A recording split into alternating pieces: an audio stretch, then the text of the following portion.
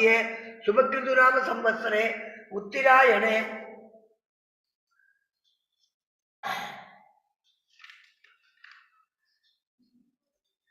शिशिर ऋतु कुंभ मासे शुक्लपक्षे सप्तमी तिथियां शुभतिथौ भानुवास युक्तायां कृत्तिका नक्षत्र युक्तायां शुभ नक्षत्र शुभ योग शुभकर्ण एवं गुण विशेषिण विशिष्टायाम् अस्यां चतुर्थ्यां शुभतिथौ मम जन्म प्रति एतत्क्षणपर्यन्तं मध्ये संभाविधानं सर्वेषां भावानां सत्य अभिनवार्थं सहकुर्मानं क्षेम सद्धर्य वीर्य विजय आयुरारोग्य ऐश्वर्यनाम अभिवृद्ध्यर्थं समस्त मंगलाभ्यर्थं समस्त दुर्दोषशान्त्यर्थं रमण महर्षि प्रसादेन ज्ञान वैराग्य सिद्ध्यर्थं श्री रमण महर्षि पूजां करिष्ये तदंगम कलश पूजां च करिष्ये।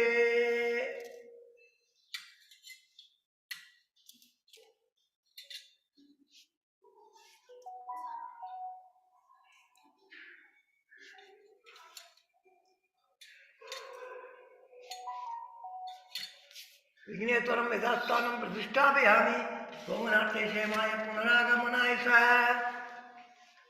करसस्य मुखे विष्णुकण्ठे रुद्रसमाधिर्थ मूले तत्र सिद्धितो ब्रह्मा मातृकणे समृता कुशौ तु सागराः सर्वे सप्तद्विवसुन्धरा ऋग्वेदो यजुर्वेदो सामवेदः अथर्वण गंगे सहित गोदावरी सरस्वती नर्मदे सिंधु कावेरी जलेस्मिन् सन्निधं कुरु अंगै सहिता सर्वे कलशाम्बु समाचिर्ता आयान्तु देवपूजार्थं दुर्दस्य कारका।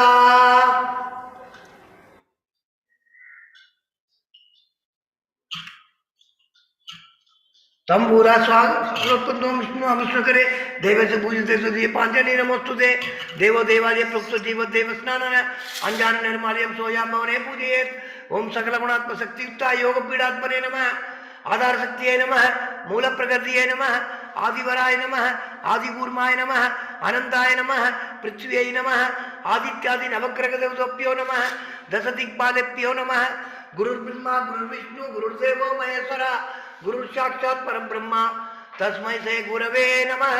ओम अस्य श्री प्राणप्रतिष्ठा मंत्रस्य ब्रह्मा विष्णु महेश्वरा ऋषि ऋषि सामधर्माणि संतांसि सकल जगत स्थिति सम्मार्गारिणी प्राणशक्ति परादेवता आम बीजम हरिम शक्ति क्रोम कीलकम प्राण प्रतिष्ठापने विनियोग आम अंगुष्ठाभ्यां नमः हरिंतर्जनिभ्यां नमः क्रोम मध्यमाभ्यां नमः आम अनाभिकाभ्यां नमः हरिं कनिष्ठिकाभ्यां नमः क्रोम करतलपुष्टाभ्यां नमः आम हृदयाय नमः हरिं शिरसे स्वाहा क्रोम सिगाय वसट आम कौसायम हरिं नेत्रदाय औषट क्रोम अस्त्रदाय पट पूर्व दिग्बंध ध्यानम रक्तांबोधिस्त बोधोलस तरुण सुवर्ण कराब्जे पासम गोदंडम इक्षुत्व मणिगुण पंचबाणात् विप्राण सुखवालम त्रिनेलसिता आपी नवसूरोटिया देवी वाला नोरना बहुसुगरी प्राण शक्ति पराना ओम आम हरिं क्रोम क्रोम हरिं माम अम यम रम लम वंशम सम्म अंश सोम सोम अंश अस्यामूर्तौ जीवद्विष्टुदु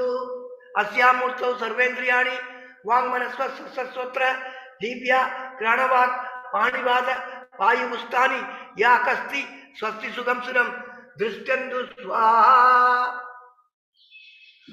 ओम अस्य श्री प्राणप्रतिष्ठा मंत्रस्य ब्रह्मा विष्णु महेश्वरा ऋषि ऋषि सामधर्माणि संतांसि सकल जगत स्थिति सम्मार्गारिणी प्राणशक्ति परादेवता आम बीजम हरिं शक्ति क्रोम कीलकम प्राण प्रतिष्ठापने विनियोग आम अंगुष्ठाभ्यां नमः हरिं तर्जनीभ्यां नमः क्रोम मध्यमाभ्यां नमः आम अनाभिकाभ्यां नमः हरिं कनिष्ठिकाभ्यां नमः क्रोम करतलपुष्टाभ्यां नमः आम हृदयाय नमः हरिं शिरसे स्वाहा क्रोम सिगाय षट् आम कौसायम हरिं नेत्रदाय षट् क्रोम अस्त्रदाय पट पूर्व सुरति दिग्बंध असुनीदे पुनरस्माक्ष सक्ष पुनः प्राणनेनो इदे भोगम जोगपस्यम्य सूर्य मुच्चरण मनमुदे मलयानुस्मृति आवायुधो भव श्रद्धायुधो भव सन्निहितो भव सन्निहितो भव अवगुण्डितो भव सुब्रतो भव सुब्रसन्नो भव सुमुखो भव वरदो भव प्रसिद्ध प्रसिद्ध स्वामिन् सर्वजगन्नाथ यावत् पूजावसानकं तावत् दुःखं प्रतिभावेन बिम्बेऽस्मिन् सन्निधं गुरु। नमो भगवते श्री कुशेराय श्री कुबेराय नमः। चतुर्नोदिमंतन पौलुषे परतर्पः Lakshmi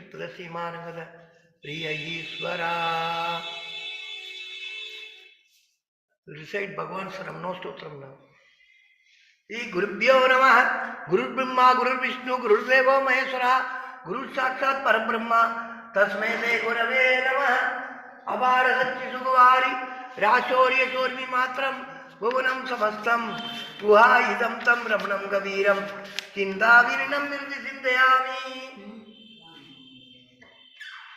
Om Mahasena Mahomsena Jataya Namah, Om Sri Ramanaya Namah, Om Gurave Namah, Om Akanda Sambhitagaraya Namah, Om Mahujase Namah, Om Karanodbhavaya Namah, Om Jagatidavadaraya Namah, Om Sri Bhuminadasta Lotidaya Namah, Om Parasara Kulotamsaya Namah, Om Sundaratadavapalaya Namah, Om Kaminiya Sucharitraya Namah, Om Sayayamba Sayayavate Namah, Om Shonasula Maholina Manasaya Namah, Om Swarnastagaya Namah, Om Srimadvadasanta Mahastre Lapta Vidyodhyaya Namah, Om Mahasakti Nivadena Prabhuttaya Namah, Om Paramatavide Namah, Om Dibbidaya Namah, Om Pitrapadan Veshine Namah, Om Indu Maulina Pitrumade Namah, Om Pidradeshta Sonasailam Praptaya Namah, Om Tabomayaya Namah, Om Udasinaya Namah, Om Mahayogine Namah, Om Mahosahaya Namah, Om Kusagratiye Namah, Om Shanta Sankalpa Sambhavaya Namah, Om Susundruse Namah, Om Savitre Namah, Om Sthiraya Namah, Om Tapasavida Sarvangaya Namah, Om Bullambuja Vilojanaya Namah, Om Chandrakasiddhasa Sri Mandidanila Mandalaya Namah, Om Sudavatyam Samadhinaya Namah, Om Surnidakra Vipramaya Namah, Om Veda Vedanta Tattvajnaya Namah, Om Chinmutrane Namah, Om Trigunadhigaya Namah, Om Virupaksha Guvavasaya Namah, Om Virajata Salagrutiye Namah, Om Uttittanayanaaya Namah, Om Purnaya Namah, Om Rasidasana Tantavaya Namah, Om Gambhiraya Namah, Om Paramacharyaaya Namah, Om Suprasanyaya Namah, Om Abhayapradaya Namah, Om Dakshinatiye Nivaya Namah, Om Dhiraya Namah, Om Dakshinabhimugaya Namah, Om Swaraje Namah, Om Maharishiye Namah, Om Bhagavate Namah, Om Ityaya Namah, Om Bhuma Vidya Visaradaya Namah, Om Bimalaya Namah, Om Dirgadarshane Namah, Om Mahaptaya Namah, Om Rujamarka Pradarsagaya Namah, Om Samatruse Namah, Om Satyatruse Namah, Om Satyaya Namah, Om Prasandaya Namah, Om Amida Vikramaya Namah, Om Sukumaraya Namah, Om Sadanandaya Namah, Om Mridubhashane Namah, Om Dayarnavaya Namah, Om Sri Sonatula Yuruppuda Skandasarma Nigedanaya Namah, Om Saddarsanobadeshtare Namah, Om Sadbhakta Prinda Pariprusaya Namah, Om Ganesha Muni Pringena Sevitam Kusurorvaya Namah, Om Geetobadesa Saradi Grantha Samsinna Samsayaya Namah, Om Varnasarma Madadidaya Namah,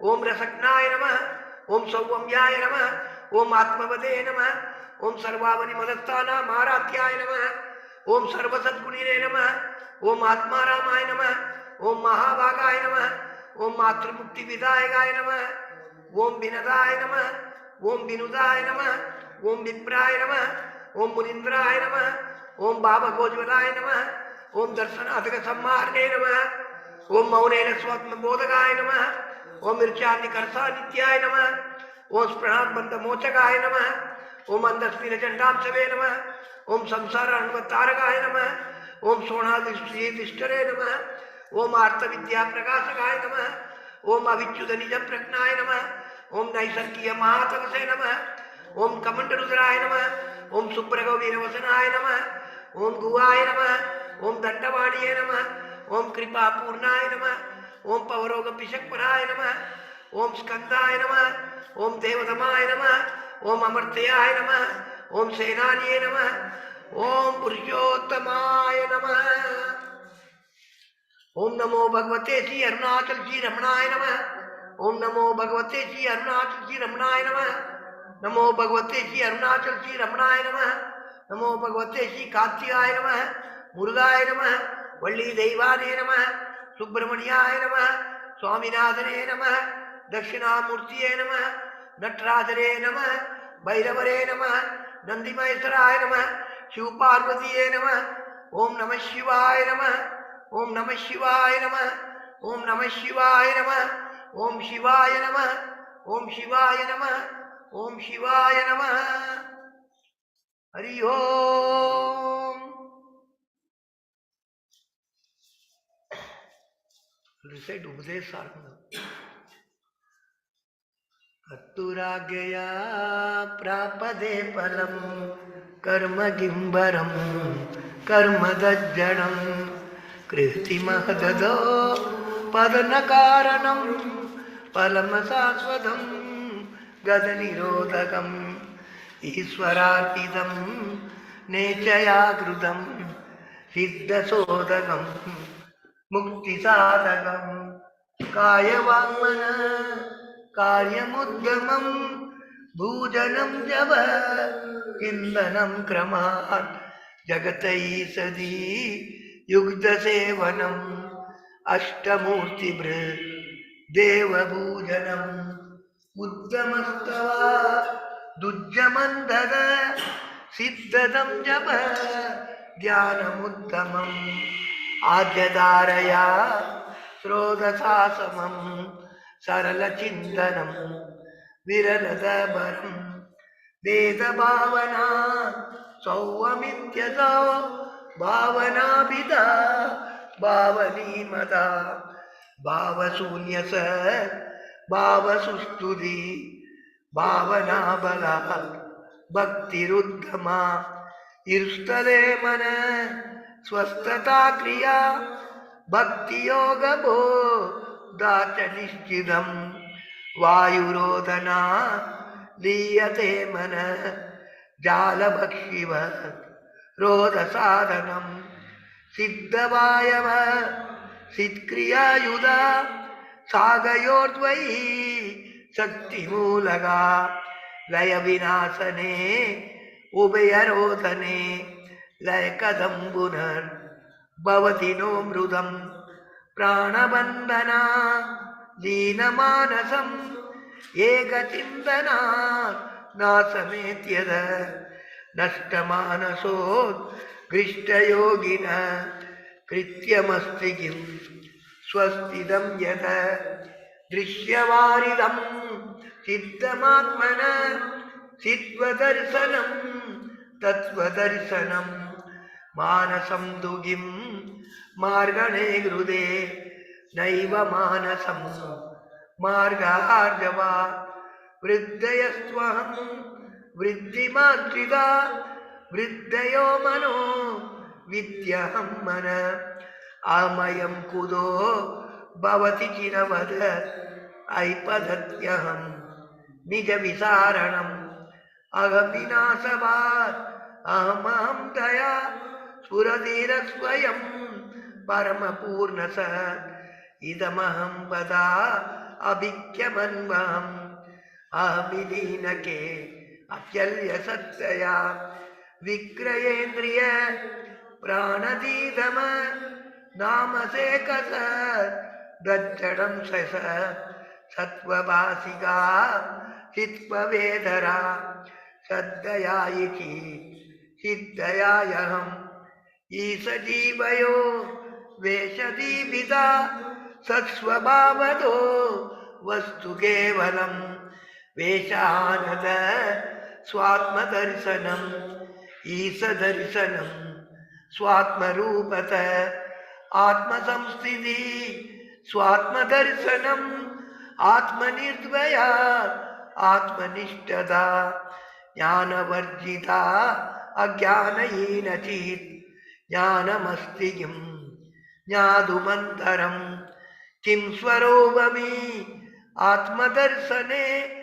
अव्यया भवा पूर्णसित्सुखं बन्धमुक्त्यदी तम्बरं सुगं विन्दधीययि वस्तुदैविक अहमवेदकं निजविमानकं महति तं तवो रमणवागियं महति तं तवो रमणवागियं महति तं तवो रमणवाग्यम्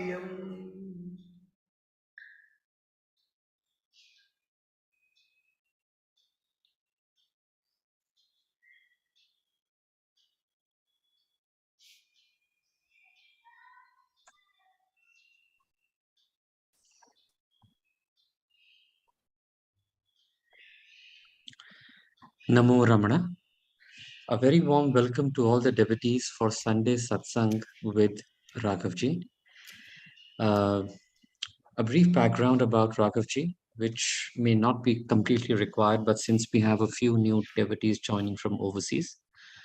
Raghavji is a devotee of Bhagwan Sri Raman Maharshi with a background of Vedanta study under various acharyas of Rishikesh and Uttarkashi over several years.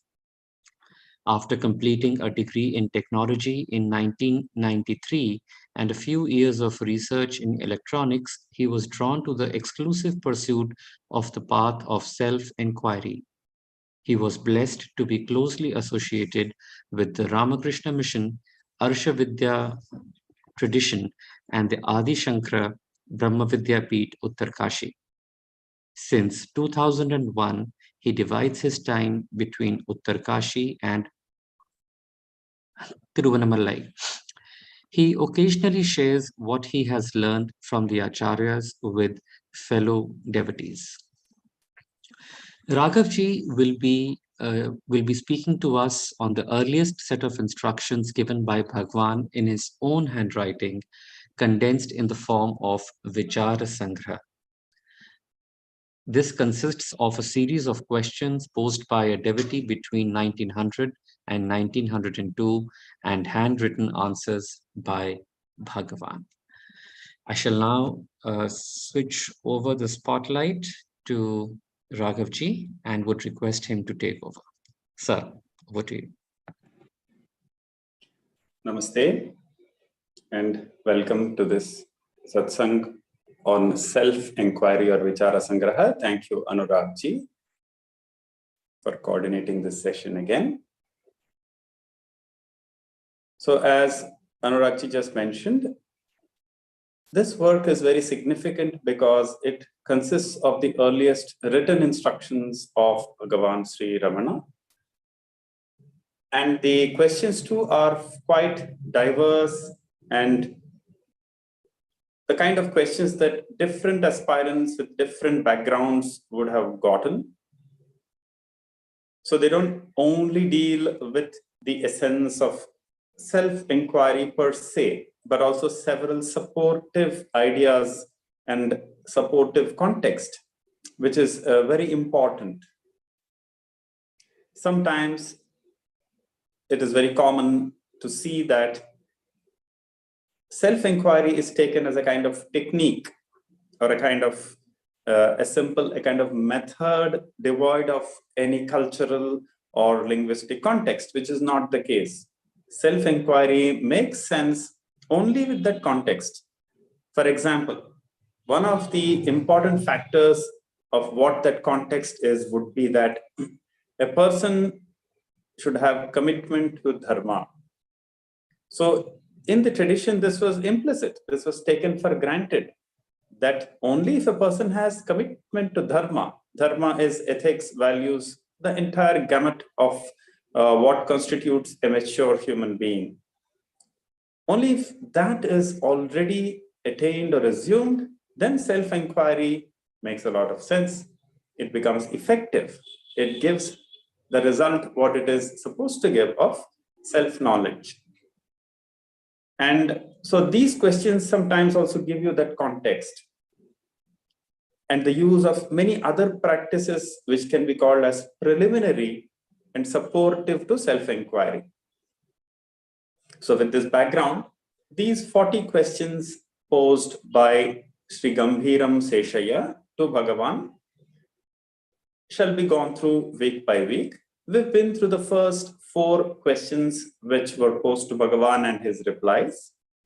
So I'll briefly review the previous question, an important one, which Bhagavan answers. The question was about the core of the practice of self-inquiry. And the question was, there are many thoughts which arise and not any separate I thought. So what does it mean to say I inquire into the root of the I thought? As one can see, the inquirer too is fairly sincere and intelligent. To say that there is no separate I thought I do get thoughts of various objects, perhaps memories, what I am, a narrative of what I am, all that is there. But is there a separate I thought for me to inquire into its root? That's what the questioner says.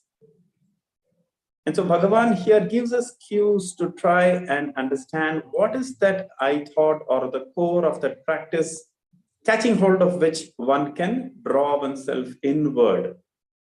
And amongst the things Bhagavan says in reply to that fourth question was, remember, these are cues, okay? Cues are words used by the master, and we can carefully look at that, we get a certain insight. So one of the cues here for self-inquiry is that the mind is not allowed to go in the direction of the thoughts. Whenever the thoughts arise, you don't flow along with the thoughts and start building some story about them. Now, take the counter example. If I were to ask someone, just stand on the edge of the road and start observing the traffic. Just be a witness to the traffic. And someone says, what does it mean to be a witness? There's no real further answer to that, except to say, well, you can tell that person, what does it take to be a witness to traffic when you're sitting at the edge or one side of the road? Let the traffic move as it comes and it goes. Each vehicle comes and goes. You remain unmoved in your thinking. In contrast, let's say as you're watching the vehicles, one brash youngster comes driving his Harley Davidson or some bike, and he's very, rash, weaves through the traffic at high speed and goes. Perhaps you might just follow him through and think in your mind, this is not appropriate. He's endangering his life as well as the lives of others. So at that point, we have lost the thread of paying attention.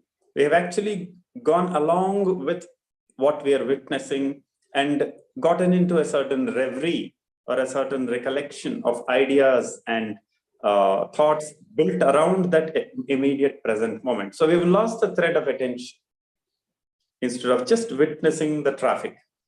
Now extend this analogy to the mind.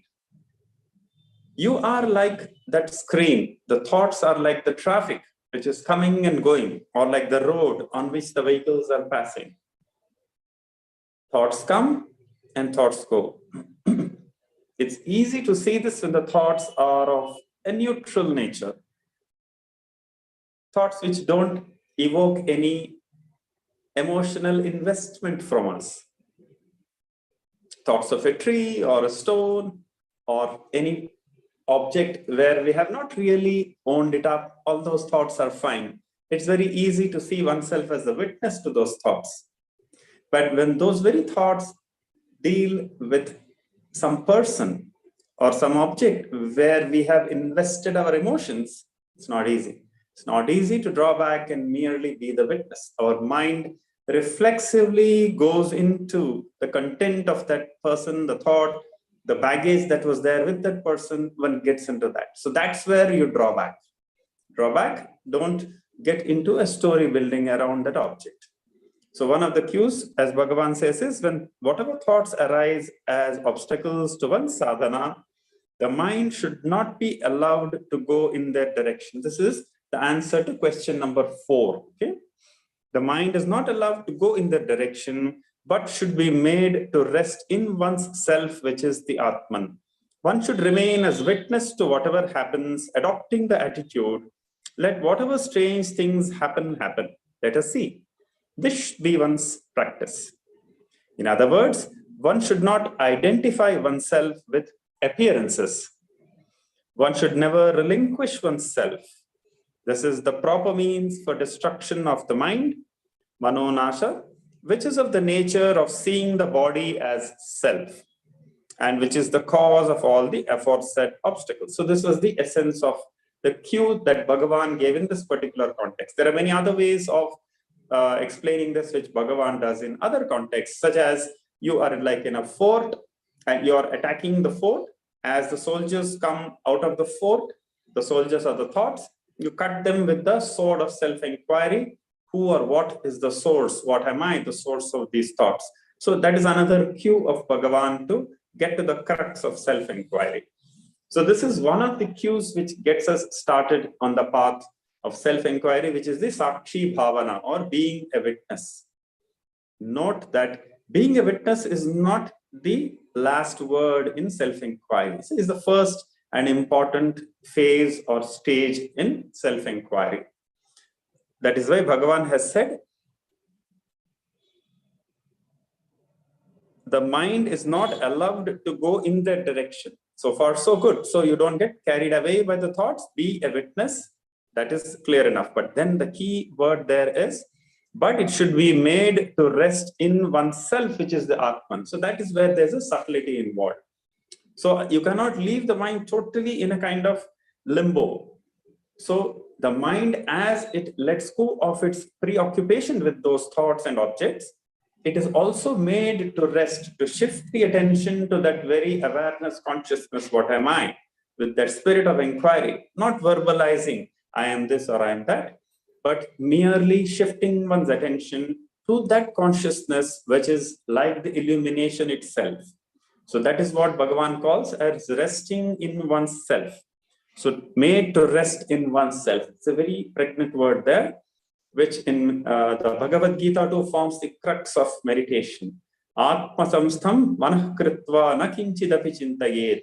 In just half a shloka, the entire core of meditation is explained in the Bhagavad Gita. Not much of meditation is explained elsewhere, a little bit, but the crux was in this half a verse, which we would have seen in the 40 selected verses of the Bhagavad Gita. That is the idea which is expressed here. Atma samstham manaha, the mind resting as oneself, the pure self. So that is also the core of the practice, not merely being a witness.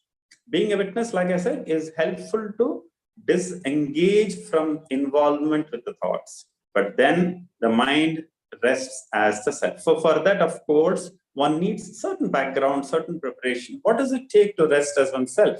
What does it mean to say, look for the root of the I thought? So there is a certain background required as we will develop it by and by. So these two phases, for now, just remember self-inquiry comes in these two broad stages or phases, where initially we are in a sense wrestling with the mind, so to speak. The mind tries to draw us out and involve us in the thoughts. At that point, you remain the Sakshi, the witness, draw back in the spirit of inquiry, asking what or who am I? These thoughts coming in, going, who or what am I is the witness. And then as that acquires a certain depth, there is Atma samstham manaha. It's more a happening. You cannot think of another thought of the self. You cannot say, oh, I am the self, I am Brahman. That's not another positive thought. Instead, it is what happens to the mind as it disengages from the thought in the spirit of inquiry. So as the mind is allowed to stop preoccupying itself with these thoughts, we automatically come to rest in oneself. That is the second stage, if you like, in self-inquiry. Traditionally, the first one is called Sakshi Bhavana. Second phase is the crux of what is known as Nididhyasanam. Okay. So here, that's what Bhagavan answered in the previous question. So now we will go to the next question, the fifth one. And like I said, the connecting link is that having seen that the crux of self-inquiry is therefore to remain as the self by looking at this I thought, which is not a specific thought, but is the underlying thought behind all the thoughts. So the other part of the previous question was, is there a separate I thought? Well, not quite, but yes, you can say it like this. Whenever any thought is there, the I is implicit in that thought. It is implicit. Whenever we say, I think, I do, I act, I eat, I walk, there is an implicit I thought. The closest we come to experiencing or isolating that I thought can be said to be in the state of half wakefulness. So when we just wake up from sleep, and we are not yet fully identified with our waking identity, that I am Mr. Somebody, I am this, I have this roles to play, I have a list of things to do. Before that things to do list wakes up in the morning, you have that small sliver of opportunity where you are actually with just the pure I am. It's not yet fully woken up. So there you can more clearly appreciate this I thought, as it were. And that's why Bhagavan in another place says the gap between the two states, the sleep and waking, is a helpful portal to meditate. It's a good opportunity if you're able to just stay there without totally getting into either sleep or waking. Okay, if you sleep, then of course tamas takes over, you're not alert. If you again are fully awake with your waking ego, so to speak, with all the identity and the roles you play, then again you're lost the thread. So when you're on that knife's edge, as you just wake up, if you can practically, which means the moment you realize you're waking up, do not rush out and look at your mobile phone or any other reminder of things to do, but just stay there. If eyes preferably half closed or closed, and then stay there. Just stay with that vritti of not quite asleep, but not fully yet awake. That in the tradition is called the ahankara samanyam, the Panchadesha. So that stage is also very helpful in order to practice and gain some insight into this pure I thought. Ahankara samanyam, it's called. So here Bhagavan says, therefore, that without this other one. So by just being with that pure I thought, one can then resolve into the self. It is that intermediate state. So Bhagavan then goes on to say that practice where one should never relinquish oneself is the proper means for destruction of the mind, which is of the nature of seeing the body as the self. Okay, this method, which easily destroys egoity, deserves to be called bhakti, dhyana, yoga, and jnana.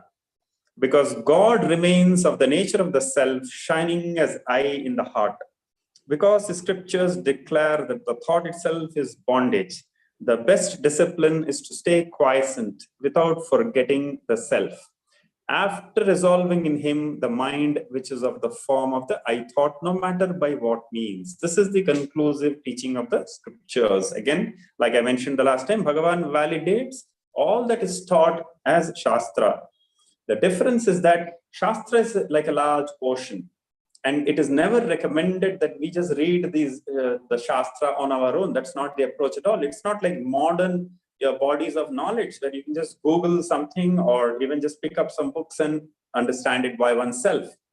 So the traditional Shastra learning was from Guru to Shishya. Karna Parampara was what was employed, which is exactly what Bhagavan is doing right there. So that is why it wouldn't make much sense for a disciple before Bhagavan to say, Bhagavan, should I read the Shastra? That's a very strange question, because he is already getting the essence of the Shastra. And that's what Shastra is all about, to be with the Guru's mind. Let your mind open up and resonate with the teaching of the Guru. And it's not poring over books as is often understood. So then we'll read now the next question. Is inquiry only the means for removal of the false belief of selfhood in the gross body? Or is it also the means for removal of the false belief of selfhood in the subtle and causal bodies? So the question is, self-inquiry is the only means to get rid of the belief of selfhood, that I am this in the gross body, or does it also work for removing the false belief of selfhood in the subtle and causal bodies? Okay, so for those of you who know, it's fine, but I give you a little background here. What are these three bodies, gross, subtle, and causal? We often hear these words, we are almost used to them in a sense, and sometimes we lose track. It becomes just another set of concepts. Rather, these are what you and I are experiencing every moment. It's a way of ordering your present moment experience. So many of these ideas in the Shastra into which Bhagavan was born into and what he's using, such as the words, I mean, this is a questioner, but Bhagavan is answering the question, right? So the three bodies are what you're experiencing from moment to moment. Gross body, the physical body. What you call a hand, a leg, what you can see, it's made of gross matter. The subtle body consists not really of the eyes and the ears and so on, but they are the powers of perception, the power of eyesight, power of hearing. that doesn't reside in the physical eyes, that resides in the Chakshur Indriya. So the subtle body is not something that you can actually see by hypothetically dissecting a human gross body. No, there's no subtle body obtainable through dissection. So it's the very power that animates the gross body and makes it behave like an intelligent entity. So the power of perception. And if I were to just put together a lens and with some, musculature and some mechanical contraption, it won't start seeing things. Okay, there's an intelligence there, power of intelligence, which makes that eye give visual information. So when we say subtle body, think of it as your power of sight, your power of perception, which you have even when you're not using the physical eyes. Can you think of an example where you have the power of perception of seeing things without using the physical eye? Dream. Okay, in dream, the subtle body is active and you're not using the physical eyes, but you see as clearly as the waking. Okay, you might not recollect it now, but for sure, your dream world is another vivid three-dimensional world of various objects. The power of perception, the Chakshuhu, as an Indriya is definitely present there, not the Golaka. This is known as the Indriya Golaka. That is the physical organ. Behind it is the power of perception, which resides as an intrinsic power of the self. So that self projects this three-dimensional world for you in a dream. And so those powers, the subtle body is fully active there in the dream state, but not the gross body. So one way of distinguishing the subtle and gross bodies, because both are active in the waking state. When you're in the waking state, gross, causal, and subtle, all three are there actually. Now, in the dream state, you're with the causal body and the subtle body. So you just have these dreams out of memories, out of your past experiences. You project some things, you have to live out certain fears, perhaps, live out certain wishes, some desires. It's a melange of many ideas that are going on in dream. But all these senses are active in their subtle form without any connection with the gross body, gross hands, eyes, ears. These are not really active. Anyway, so that is the subtle body. And what's the causal body? Causal body, if you want to relate to that word directly, it's what you experience in deep sleep. So the causal body is of the nature of tamas, and it is of the nature of avidya. So in other words, I don't remember anything, but I slept happily. Okay. Sukham aham asvapsam nakinchid avedisham, as we say in the tradition. So I slept happily and I didn't know anything at all. So that is the nature of experiencing the causal body alone in isolation. And that very causal body gives rise to the subtle and the gross bodies.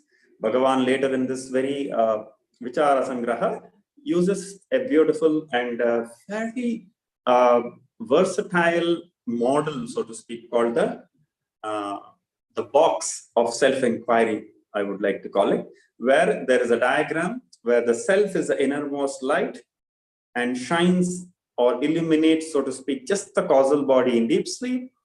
In dream, the subtle body is active, and in waking, all the three bodies start functioning. So we'll see that later. But for now, we'll revert to this question here, which talks of these three bodies and says, well, will self-inquiry only remove my identification, my Atma Bhava, with the gross body, or is it enough to address the identification, the wrong identification with the subtle and causal bodies as well? And Bhagavan says, it is on the gross body that the other bodies also subsist. In the false belief of the form, I and the body are included, all the three bodies consisting of the five sheaths, and destruction of the false belief of selfhood in the gross body is itself the destruction of the false belief of selfhood in the other bodies as well. Okay? So inquiry is the means to removal of the false belief of selfhood in all the three bodies. So self-inquiry is comprehensive. It doesn't only address your identification of the gross body, but goes all the way. It's to say that it's a complete practice. Even your identification with all the memories, all your vasanas, the subconscious mind, all of that is also included in self-inquiry. You are able to be disengaged and free from the limitations of even the subtle and causal bodies, or avidya. That is the idea here. Self-inquiry, therefore, doesn't only deal with the gross body, for sure. So then we will go to the next question here. The disciple asks, while there are different modifications of the internal organ, that is Antakarana, called Manas, Buddhi, Chitta and Ahankara, how can it be said that destruction of the Manas or mind alone is release? So the questioner is a little confused. He's expressing his doubt here. He's saying, well, they talk, or the elders talk of the different modifications of the internal organ, that is the Antakarana, which is what is the comprehensive word to refer to the mind as a whole, is said to consist of these 4 types or aspects: Manas, Buddhi, Chitta and Ahankara. Now, how can it be if you say just inquiring that the destruction of the mind alone is the release? So he's thinking one of it is the mind. So obviously there's a problem with the nomenclature there, and Bhagavan clarifies that. So to just set the question in its place, what the questioner is saying is that, well, I do understand that the mind has these 4 aspects. How is it that if I look at one aspect and inquire into it, the other 3 are taken care? That is his question. So Bhagavan, to put it briefly, as we will read, clarifies that the word mind is used to refer to all the 4 aspects, which you are calling Antakarana. So the word Antakarana refers to the entire mind in all its manifestations. It includes, in this particular context of self-inquiry, both Chitta, Manas and Buddhi and Ahankara. And again, you can see there's a context here that the mind has these 4 aspects. But do I really need to know all this? It's very helpful. It's very helpful to know the enemy, so to speak. Okay, the enemy, so to speak, meaning our blinkers through which we are seeing the world, our spectacles through which we are interpreting this whole world. It's good to know a little bit of that, so that we can be less trustful of one's own conclusions in any situation. And so it's good to just have at least a basic idea or insight into what is it that these 4 aspects of mind denote in my experience. What does it mean? Like I said, whenever you hear any of these words coming in from Bhagavan and all these technical sounding words from the scriptural tradition, you should see whether you're able to relate to them in your immediate experience, and so that you can better order them and better bring them to a certain level of clarity, so that self-inquiry is more penetrative. So the more you're able to order your existing experience, slice it very finely and place it in a certain model, if you like, the more self-inquiry becomes penetrative, it becomes more effective. So now to come back to this question, therefore, Bhagavan's, the questioner, Viram Seshya, asks that these 4 aspects of mind are there. What are they? Manas, Chitta, Buddhi and Ahankara. So the literal meaning of these 4 words are Chitta, we can start with Chitta, stands for all the memories you have, all your stored memories, plus stored tendencies, vasanas, which predispose you to think, act, and desire in a certain way. All of that is called Chitta. In today's parlance of psychology, you would say subconscious mind. All of that is included in Chitta. Also the neutral memories. I experienced this yesterday, I went here last year. All of that are neutral memories. They don't necessarily have a lot of baggage or anything like that. Even the neutral memories are called Chitta, and memories which are powerful, which have a certain need to be processed, deep-rooted desires, fulfilled or unfulfilled, all of that is part of the Chitta. And then Manas. Manas is that part of you which gives you the sensory information, does the first level of processing. It's called Sankalpa Vikalpatmika Mana. So Sankalpa and Vikalpa, that is a certain undecidedness. Sankalpa, maybe it is this way, Vikalpa, maybe it is that way. So the mind is that which gives you that first level of processing and cognitive interpretation of the word. So when you look at an object, it looks red in color and round in shape, it looks like something I have seen before as edible, well, likely to be a fruit or an apple. So in this way, the mind sizes up your immediate moment experience and helps you make sense of what's happening. This is the first level of processing of information. And then behind these 2, Chitta and Manas, for simplicity's sake, are at one level, if you like.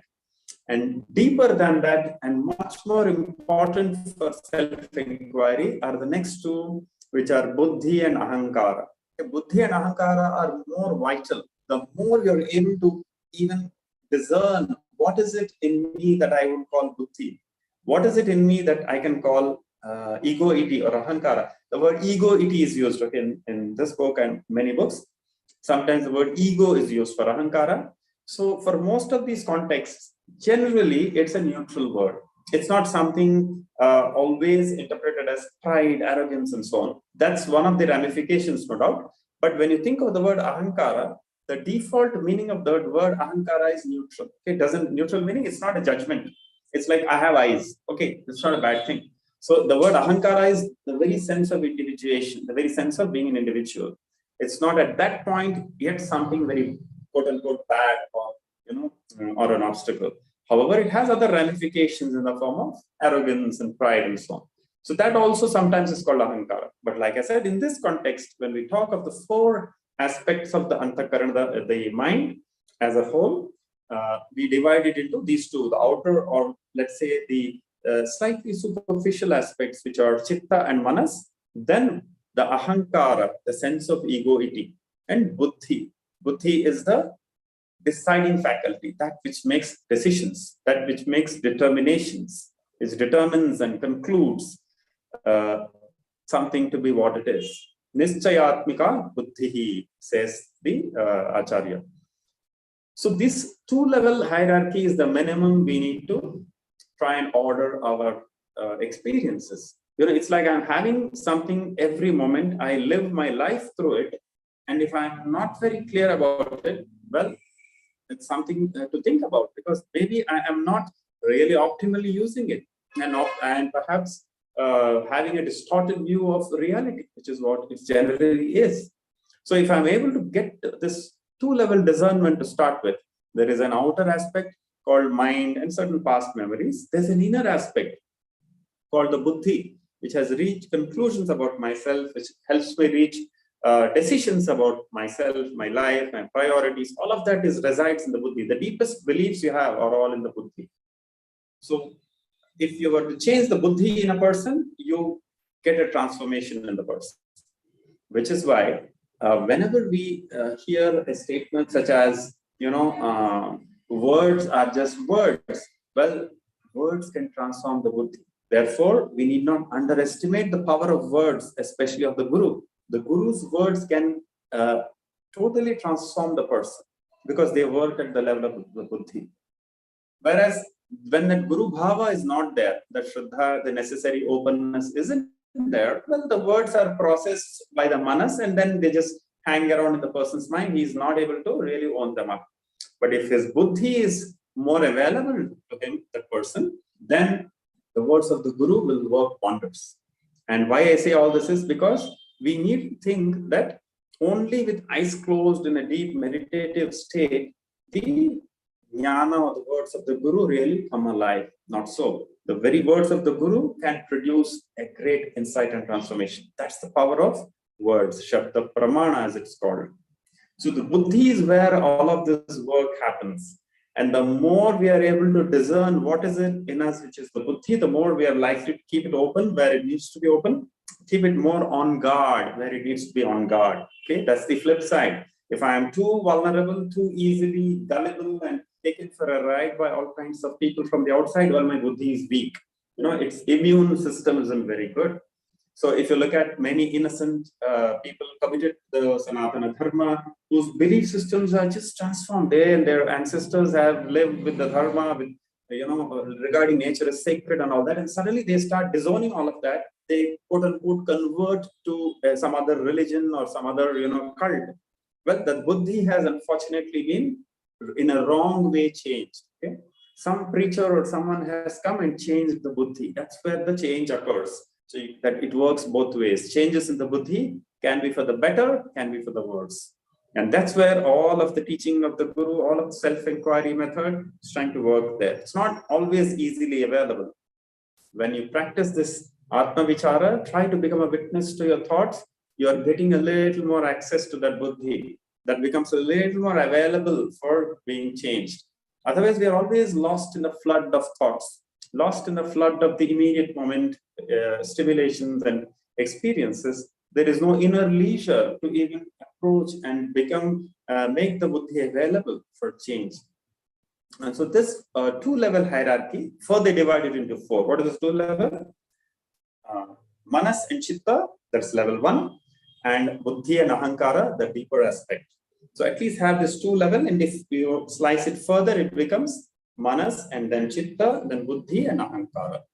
So Buddhi and Ahankara is where, like I said, most of our deeper sadhana is happening. Most of the transformation happens. So now the questioner will see now, revert to the question.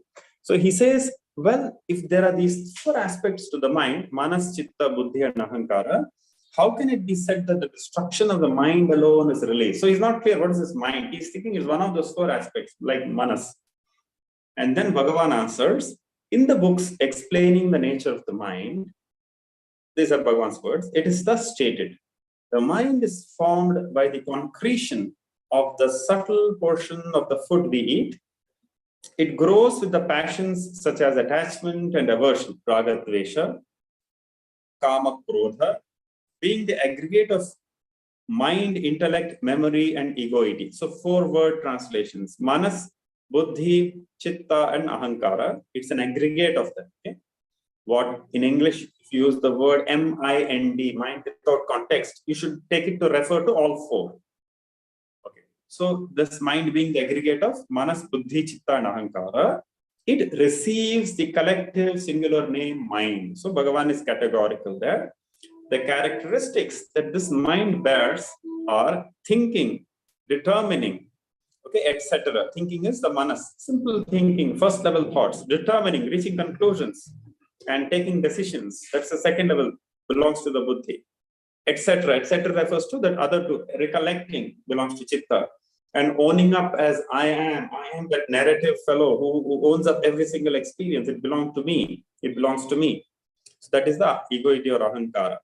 Since this mind is an object of consciousness, it is, Bhagavan says, I am putting the word mind. Since mind is an object of consciousness, the self, it is what is seen. That means it's inert. Bhagavan just uses the word, it is what is seen, comma, inert. And even though inert, it appears as if conscious because of association with consciousness, like even a red-hot iron ball. Okay? A red-hot iron ball, it's normally cold, but when it is put in the furnace, it becomes red, glowing hot by association with the fire. The mind, similarly, which is inert as a stone or just a piece of sand, it becomes as though conscious because it is reflecting consciousness. Like a lead hot iron ball, that mind is limited, non-eternal, partite, meaning it is having aspects. It is not impartite or without parts. It has parts. Mind has different aspects. Partite and changing, like wax, gold, and candle, etc. It is of the nature of all elements of phenomenal existence. The mind is regarded as composed of all the 5 elements put together in their sattvika aspect. Okay? Different elements in the traditional model, the 5 elemental model, give rise to different entities in your body and the world outside. But when it comes to the mind, all the 5 elements come together, and there's a subtle aspect of them which constitute the mind. So that's what Bhagavan is here saying. It is of the nature of all elements, not just one element. If you look at, for example, the chakshuhu, the eye, it is made of one element called Agni. Then if you look at the shrotra, it is consisting of one element, they say Akasha. So in this way, different sense organs are having one elemental sources, but the mind has all the 5. It's because it is able to coordinate all of these 5 sense perceptions. Its locus is the heart lotus, says Bhagavan. Even as the loci of the sense of sight, etc., are the eyes, etc. So the heart again can be physically correlated with the heart center, the heart lotus on the right side. Even as the loci of sense of sight are the eyes, etc. So eyes, etc., well, they are all, as we saw, in the subtle body. They are not here. But then they are correlated. They manifest themselves in the gross body through this physical eye. And this mind is the adjunct of the individual soul. Okay, these are all words which have original meaning of upadhi, adjunct of the individual soul. Think of the word adjunct as like a mirror reflecting all pervading light. Light is everywhere. It is the mere movement of light in space cannot be seen, but you put a mirror, then you can see the light reflecting off the mirror. Even so, this mind is the adjunct. Without the mind, consciousness won't manifest as intelligence, etc. So adjunct of the individual soul thinking of an object. So that soul, when you think of any object, consciousness takes on the form of the object. So this is the traditional model of epistemology, where how knowledge happens, consciousness, for those who are already aware of this kind of ideas, consciousness is, it is not having any parts. Consciousness is not any particular object. But then how do you become aware of some particular object? How do you know any particular thing? So here Bhagavan says that consciousness transforms itself, the mind rather, transforms itself into a mode. And along with the knowledge that is in the brain, it flows through the 5 sense channels, gets joined to the objects by the brain, and thus knows and experiences objects and gains satisfaction. Okay, quite a mouthful, but what is said here is pretty simple. Consciousness is the self. It reflects in the mind, and from the mind, it goes out and illuminates, and in fact, it projects the sense objects, and then you get an experience of the external world. So even if one of the alternative model is used, we can say consciousness reflecting through the mind goes to the sense objects, gathers the information and brings it back. That is the outlook here. Think of it as like in a dream. In a dream, consciousness alone is projected outwardly into a 3-dimensional world, right? It's not like there's a world object out there. No object can be in your brain or head. There's not enough space in our head or brain for projecting a big world as we see in a dream. And yet consciousness is able to project a 3-dimensional world for you. So that is the sense Bhagavan is taking here. It's a very high level stand that Bhagavan is inculcating here, saying that consciousness alone is traveling, as it were, through the mind and going out and enveloping the objects. Then it temporarily takes on a vritti. Okay, mode means vritti. So temporarily that consciousness becomes a vritti. It has the upadhi or incidental attribute of a vritti. So whenever you think of an object, you have object consciousness. You see a tree, then you have tree consciousness. You think of, let's say with your eyes closed, you think of a sun, then you have sun thought consciousness. You're thinking of sun thought. Or you look at the sun outwardly, then you have sun consciousness. So this is what Bhagavan says, that it flows through the 5 channels, sense channels, gets joined to the objects by the brain. So physical brain is involved, no doubt. Thus knows and experiences the objects and gains satisfaction. So this is the whole, Bhagavan has covered the entire model of a traditional epistemology called how the jnana happens. All of that is summarized here. For us, just stay with this one idea.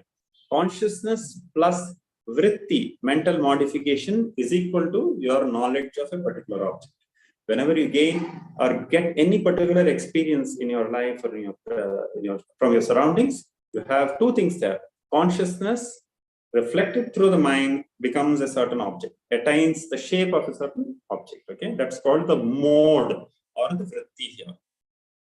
Even as this one and the same person, that substance is the mind. So the mind is the mediacy, that is the agent through which this entire process happens.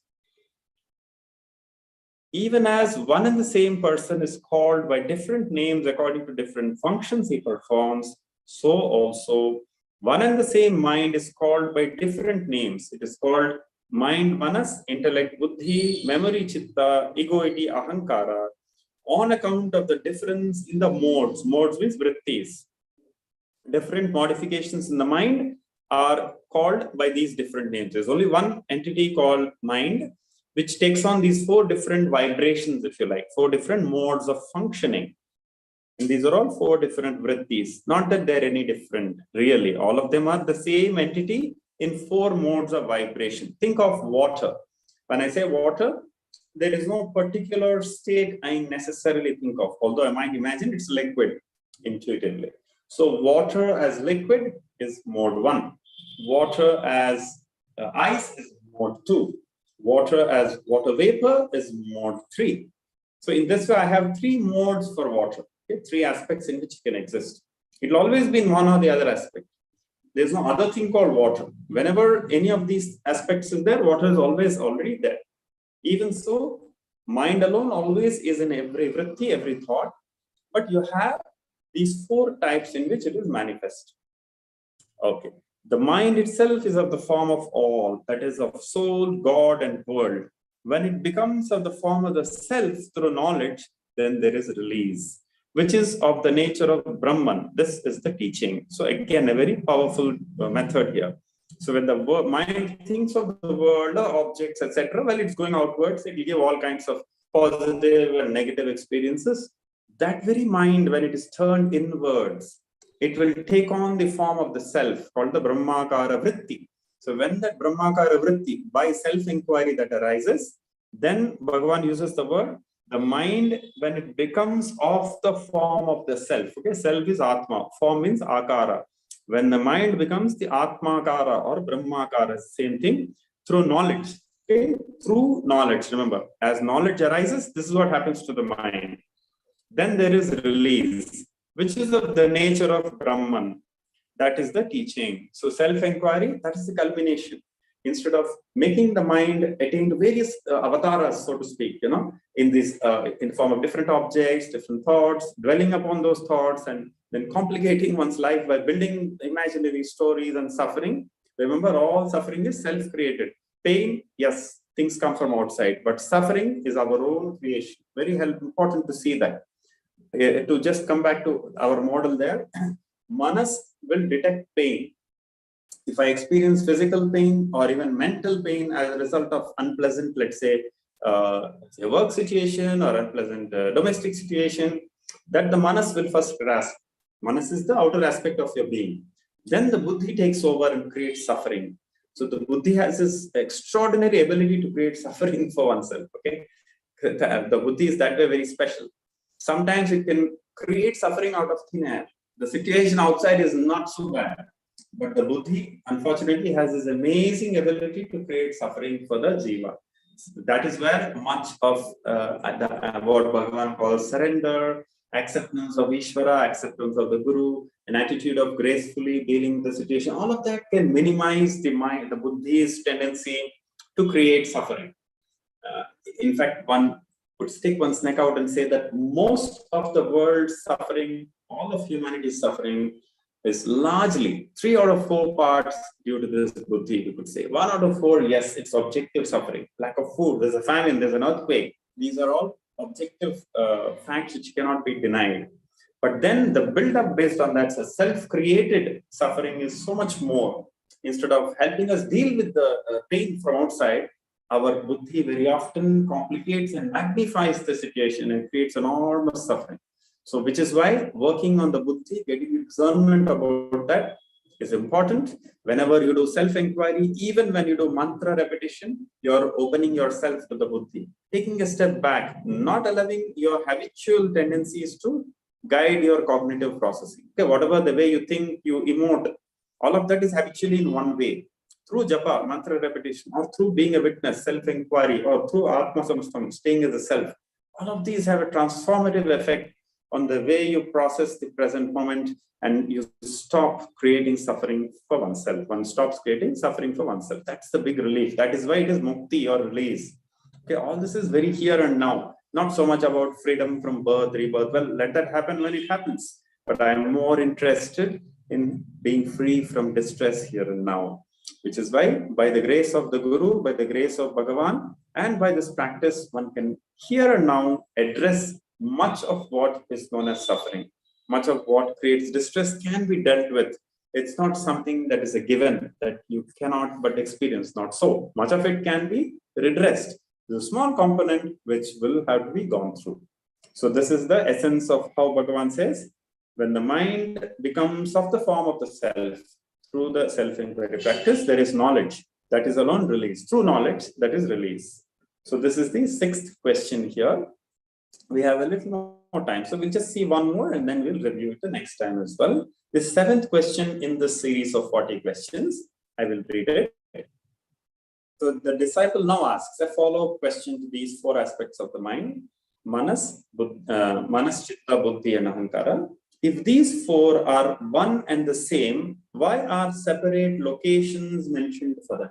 So the gentleman here, Sri Gambiram Seshaya, has read some yoga texts in which these four are also given certain physical loci, that physically they're correlated with different aspects. If they're one and the same, how? And Bhagavan says, yeah, I know what you're talking about. People say Bhagavan has not studied Shastra. He knows exactly where the disciple is picking up that question from one of the abstruse yoga texts, which talk like that. He says, yeah, I know it is true that the throat is said to be situated the location of the mind and the face or heart of the intellect. So there are two alternatives spoken of differently. The navel of the memory, like when we say, I have a gut feeling about this, okay? This whole idea of gut feeling, and he doesn't have the guts. So all of that has something to do with your memory of past fear or anticipating fear. So something is being evoked apparently. So the navel is said to be the seat of memory, and the heart or the sarvanga of the egoity. The heart is the seat of egoity, okay, ahankara.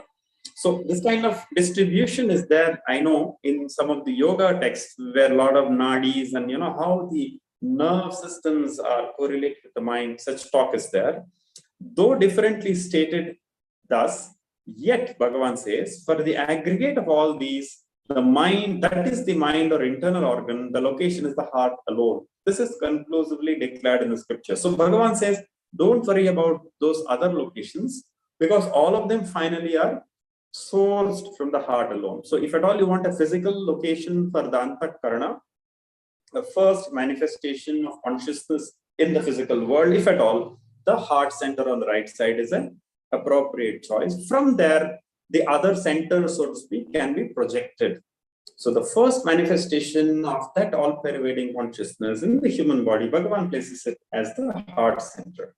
And in another context, he says the mind, and that's why we correlate with the head or the brain, which is why when you nod into sleep, the head falls off, meaning the head nods down, meaning the brain is not active, thoughts are not active, but you remain still as that sense of I in the heart center. So this kind of centering of the different aspects of the mind is spoken of, but Bhagavan says, don't worry about all that. All of that is again originating on the heart, from the heart, which is on the right side of the chest. So this is conclusively stated in the scriptures that the entire mind taken as a whole, the location is the heart alone. So we need to worry about the other things. But as I said, that one aspect is, however, helpful to see that when thinking stops in deep sleep, the head just falls down, because the head just is no longer active, the brain is relaxed, and the mind has resolved into its source, which is the heart. So in sleep, the head just falls. You lose control over the balance there. So that's a helpful way of looking at it. These two aspects to it. Mind more correlated with the brain, and the buddhi and ahankara more correlated with the heart center on the right side. Then the disciple goes on to ask one more question, which maybe we'll see in the next session, but we'll read a little bit of it. Why is it said that only the mind, which is the internal organ, shines as the form of all, that is of soul, God, and the world? So Bhagavan has slipped in a very profound Advaitic idea in the earlier answer, that the mind, which is just an internal organ, how can you say that has become everything that exists? That's very counterintuitive. And Bhagavan answers, as instruments for knowing the objects, the sense organs are outside, and so they are called outer senses. And the mind is called the inner sense because it is inside. But this distinction between inner and outer is only with reference to the body. And in truth, there is neither the inner nor outer. The mind's nature is to remain pure, like either. Formless also, not the point that it is also formless. There are no different inside, outside, and all that. The mind's nature is to remain pure, like either. What is referred to as the heart or mind is the collection of the elements, the panchabhutas of phenomenal existence that appear as inner and outer. So there is no doubt that all the phenomena consisting of names and forms are of the nature of mind alone. all that appear outside are in reality inside and not outside. It is in order to teach this that in the Vedas also, all have been described as the nature of the heart, Hridayam. What is called heart is not other than Brahman. So Bhagavan is here referring to this profound truth that both inside and outside, what we conventionally call inside and outside, are with respect to the heart, both are inside. Okay, both inside the body, or whatever you define as border and say this is inside and that's outside your home, well, both are within the heart, which is Brahman. Because Brahman, or the self, which is you, is not bound in space. It is not a locale in space. Space is in Brahman. Okay? Space is Brahman because it has no separate existence from Brahman. So Bhagavan takes that stand that all notions of inner and outer are just provisional. They are all that appear outside are in reality inside and not outside. Okay, everything is inside the self, which is consciousness. That is the stand. It's like a flip.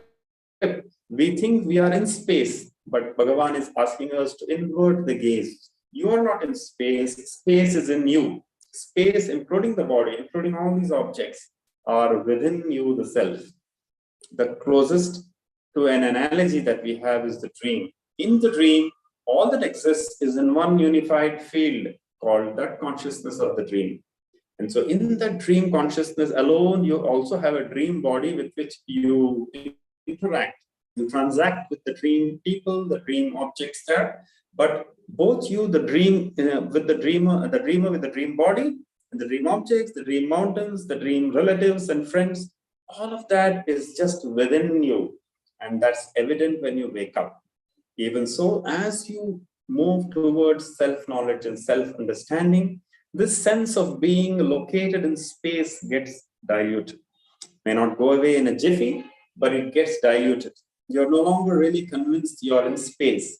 In your quieter moments, when the mind is more resolved, more sattvic, for sure, space is seen as inside. It is experienced more as something that is within you, not that you are in space, this limited little fellow struggling with his little problems. You step away from that jivatvam, that identification with the physical body, and you appreciate that all that is outside is in reality inside. It's not really outside. You have that vritti. So what is called heart is not other than Brahman, says Bhagavan. With this, we will conclude today's session and continue and expand on this in the next session. We will end with the Shanti Mantra for today. Om Purnamada Purnamidam Purnat Purnamudachyate Purnasya Purnamadaya Purnameva Vashishyate. Om Shanti Shanti Shanti.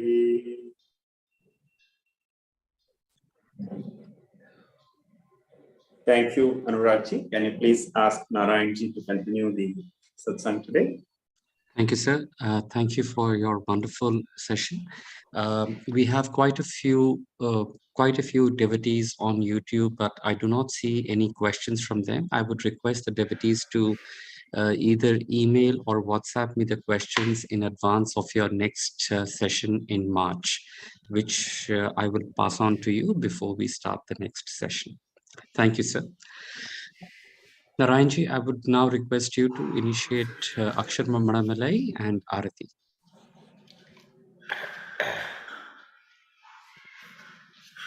Karunarunamani Tirinavali Nigatarum Aksharamana Magulmalai Tirunadiya Tiru Adiya Tirumaral Teliya Parabudal Porulaga Karunagaramuni Ramanariyan Uva Gayinal Solliyadu Gadiyaga அருணாச்சலமென அகமே அறிவோடும் Alvar சிவனுலகு ஆழ்வாரே அருணாச்சலவரற்கேற்ற அக்ஷரமண மாலை சாற்ற கருணாகர கணபதியே கரம் அருளை காப்பாயே.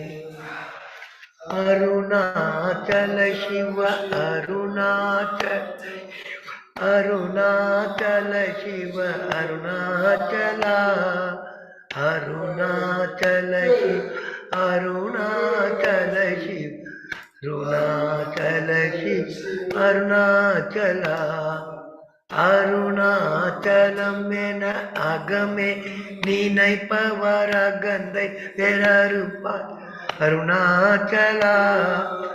அழகு சுந்தரம் முன் அகமும் நீயும் தினமாயிருப்போம் அருணாச்சலா. அருணாச்சல சிவ அருணாச்சல சிவ அருணாச்சல சிவ அருணாச்சலா. அருணாச்சல சிவ அருணாச்சல சிவ அருணாச்சல சிவ அருணாச்சலா. அகமுகுந்தீத்துன் அககுகை கீரையாய் அமர்வித்ததென் கொல் அருணாச்சலா. ஆறு காயனை ஆண்டனை அகற்றி இளம் பழித்திடும் அருணாச்சலா. அருணாச்சல சிவ அருணாச்சல சிவ அருணாச்சல சிவ அருணாச்சலா. அருணாச்சல சிவ அருணாச்சல சிவ அருணாச்சல சிவ அருணாச்சலா. இப்பழித்த உனை நினைத்தித்தாய் இனி யார் விடுவார் அருணாச்சலா. ஈன்றிடும் அன்னை பெரிதருள் புரிவோய் இதுவோ உனதருள் அருணாச்சலா. அருணாச்சல சிவ அருணாச்சல சிவ அருணாச்சல சிவ அருணாச்சலா. அருணாச்சல சிவ அருணாச்சல சிவ அருணாச்சல சிவ அருணாச்சலா. உனையே மாற்றி ஓடாதுள்ளத்தின் மேல் உறுதி இருப்பாய் அருணாச்சலா. ஊர் சுற்று ஊடம் வீடாது உன்னை கண்டு அடங்கி உன் அழகை காட்நாச்சலா. அருணாச்சல சிவ அருணாச்சல சிவ அருணாச்சல சிவ அருணாச்சலா. அருணாச்சல சிவ அருணாச்சல சிவ அருணாச்சல சிவ அருணாச்சலா. என்னை அழித்தி போத் என்னை கலவாவிடில் இதுவோ ஆண்மை அருணாச்சலா. ஏன் இந்த உறக்கம் என்னை பிறர் இழுக்க இது உனக்கழகோ அருணாச்சலா. அருணாச்சல சிவ அருணாச்சல சிவ அருணாச்சல சிவ அருணாச்சலா. அருணாச்சல சிவ அருணாச்சல சிவ அருணாச்சல சிவ அருணாச்சலா. ஐம்புல கள்வர் அகத்தினில் புகும்போது அகத்தில் நீலையோ அருணாச்சலா. ஒருவனாம் உன்னை ஒளித்தவர் வருவார் உன் சூதே இது அருணாச்சலா. அருணாச்சல சிவ அருணாச்சல சிவ அருணாச்சல சிவ அருணாச்சலா. அருணாச்சல சிவ அருணாச்சல சிவ அருணாச்சல சிவ அருணாச்சலா. ஓங்கார பொருள் உயர்வில்லை உனையார் அறிவார் அருணாச்சலா. ஔவை போலெனக்குன் அருளை தந்து ஆழ்வது உன் கடன் அருணாச்சலா. अरुणाचल शिव अरुणाचल शिव अरुणाचल शिव अरुणाचला अरुणाचल शिव अरुणाचल शिव अरुणाचल शिव अरुणाचला अरुणाचल शिव अरुणाचला अरुणाचल शिव அருணாச்சலா அருணாச்சலம் வாழி அன்பர்களும் வாழி அக்ஷரமணமாலை வாழி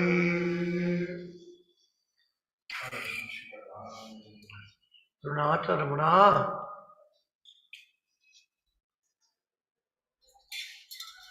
ஓம் பூர்புவஸ்வவ தத்சோதர்வவாணியம் भर्गो देवस्य धीमहि धियो यो न प्रचोदयात् देवसवितप्रसुव सत्यं दौर्जन्यं प्रतिष्ठामि अमृतस्वाहा स्वाहा ओम प्राणाय स्वाहा वाणे स्वाहा ओम व्याने स्वाहा ओम उदाने स्वाहा ओम समाने स्वाहा ब्रह्मणे स्वाहा ओम नमो भगवते श्री अरुणाचल रमणाय नमः नमो भगवते श्री अरुणाचल रमणाय नमः नमो भगवते श्री अरुणाचल रमणाय नमः कार्तिकाय नमः मुरुगावल्ली देवालय सुब्रह्मण्याय नमः स्वामीनाथन दक्षिणामूर्ति नटराज भैरव जगदीश्वर शिव पार्वती नमः शिवाय नमः शिवाय नमः शिवाय नमः शिवाय नमः कुडगंड नाट्यचक्रे नैवेद्यं समर्पयामि मध्ये मध्ये पानीयं समर्पयामि अमृतोत्तराभूषं समर्पयामि नीराजनं समर्पयामि नीराजनानन्तरम् आसमनीयं समर्पयामि ऊगीबल समायुक्तं नागवल्ली तलयोर्धं कर्पूर्ण सुवर्ण संयुक्तं प्रतिगृहीतां कर्पूर नीराजनं श्री रमण महर्षि की समर्पयामि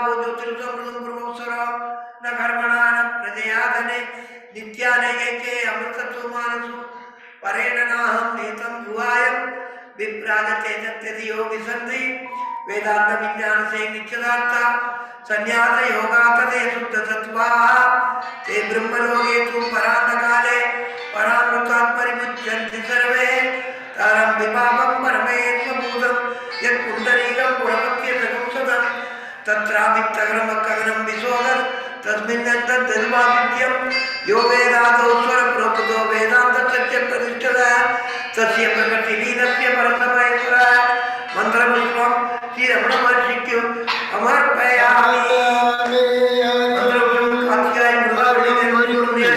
दक्षिणामूर्तिये नटराजा भैरवा नंदिमय सदाशिवपार्वतीभ्यो समर्पयामि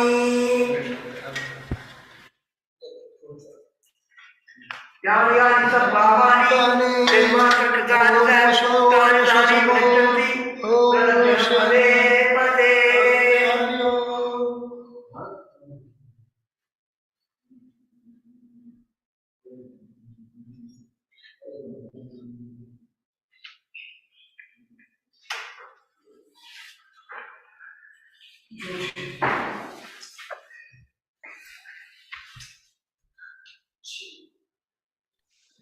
Namo Ramana. With this, we will conclude today's Sunday Satsang with Raghavji. We shall reconvene in 2 weeks' time with the next session of Mr. Michael James, and then on the 4th Sunday of March with Raghavji. Namo